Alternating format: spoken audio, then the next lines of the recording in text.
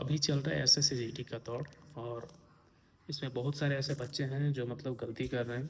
तो मैं आप लोगों को कुछ पॉइंट है जो मैं नोट करके लाया हूँ, आप लोगों को बता दे रहा हूँ ताकि आगे से आप लोगों को गलती ना करें।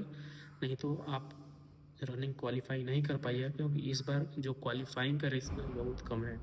जैसे 100 लड़कों में से जो क्वालिफाइंग का रेशियो है वो 60 से 70% है, और 100 में से 60 से 70 बच्चे ही पास कर पा रहे हैं। ठीक है, तो पिछले समय के मुकाबले इस बार बहुत कम रेशियो है। ठीक है, देखिए एक चीज़ होता है, अलग अलग सेंटर पर अलग अलग तरीक़ा से रनिंग कराया जाता है। यह सब डिपेंड करता है वहाँ का उच्चाधिकारी जो होता है उसके ऊपर। लोग ऐसा कुछ नहीं कहती है सेंटर को कि आप लोग 5 राउंड 10 राउंड या 15 राउंड ही मरवाइए, रनिंग कराइए।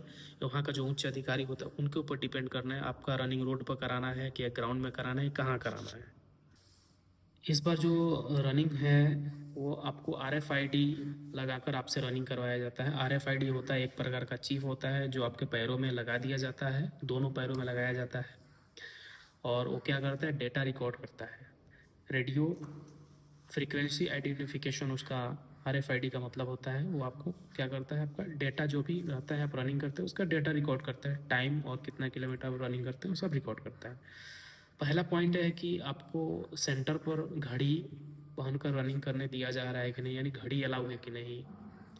तो बता दें किसी किसी सेंटर पर अलाउ है, किसी किसी जगह पे नहीं अलाउ है, क्योंकि यह भी डिपेंड करता है वहाँ का जो उच्च अधिकारी है सेंटर का, उसके ऊपर। वहाँ का जो भी DIG है या जो भी वहाँ का सीनियर कमांडेंट है उनके ऊपर डिपेंड करता है कि उनको घड़ी अलाउ करते हैं कि नहीं अलाउ करते हैं।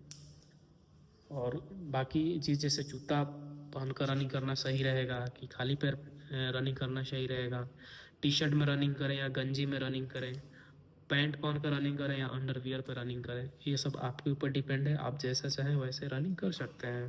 जो पॉइंट है हाइट कैसे मेजरमेंट किया जा रहा है, तो पिछले टाइम जो भी हाइट मेजरमेंट किया जा रहा था, हाइट और चेस्ट, वो मैनुअली किया जा रहा था, मतलब हाथ से ऐसे खड़ा करा के हाथ से खुद एक बंदा रहता था वो करता था। लेकिन इस बार क्या है, मशीन से किया जा रहा है। आपका हाइट और चेस्ट दोनों मशीन से हो रहा है, किया जा रहा है। अगला पॉइंट है बारिश।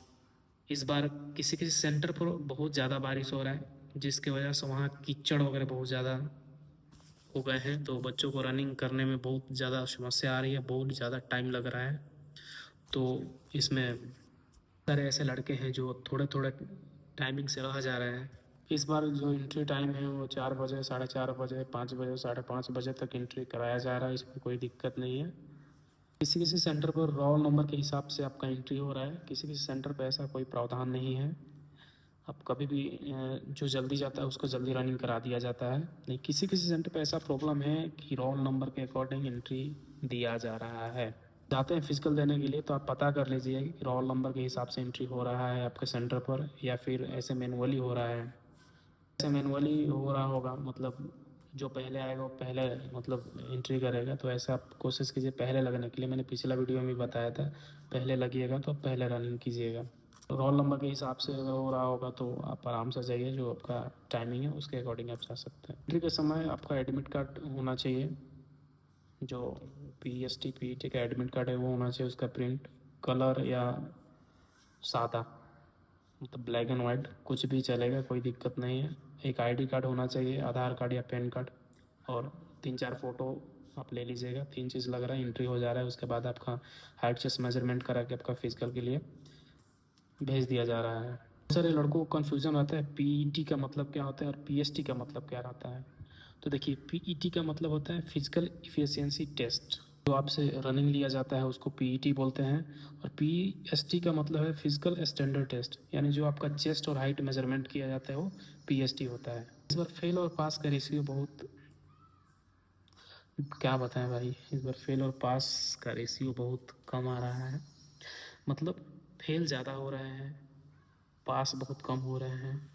वहीं जो मैंने आपको बताया 60 से 70% लड़के हैं, उतना ही, मतलब 100 में 60 लड़के 70 लड़के ही पास हो पा रहे हैं, क्योंकि बहुत ज़्यादा बारिश चल रहा है और ज़्यादातर सेंटर पर मौसम ख़राब की वजह से नीचे कीचड़ वगैरह पूरा जम गए हैं, जिसकी वजह से बहुत प्रॉब्लम हो रही है लड़कों को। तो आप कोशिश कीजिए थोड़ा मेहनत कीजिए, घर पे प्रैक्टिस कीजिए। बारिश अगर आपके एरिया में होता है तो थोड़ा कीचड़ उचड़ में दौड़ने की प्रैक्टिस कर लीजिए। इसमें मैं आप लोगों से यही बताऊंगा कि आप लोग शुरू में ज़्यादा मत खींचिए, मीडियम चलिए, आराम से चलिए।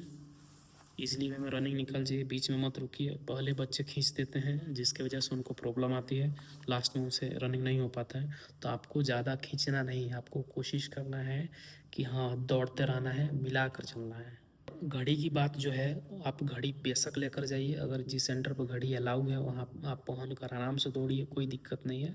अलाउ नहीं है वहाँ आप पहन कर मत दौड़िए, क्योंकि अगर बाद में पकड़ लेता है तो थोड़ा बहुत परेशानी का सामना करना पड़ सकता है। RFID से आपको डरना नहीं है, वो कुछ नहीं होता, एक छोटी सी चिप होती है, उसको लगा दिया जाता है और वहीं आपका डेटा रिकॉर्ड करता है, आप कितना किलोमीटर दौड़े, कितना मिनट, टाइमिंग आपका क्या लगा, सब वहीं रिकॉर्ड करता है।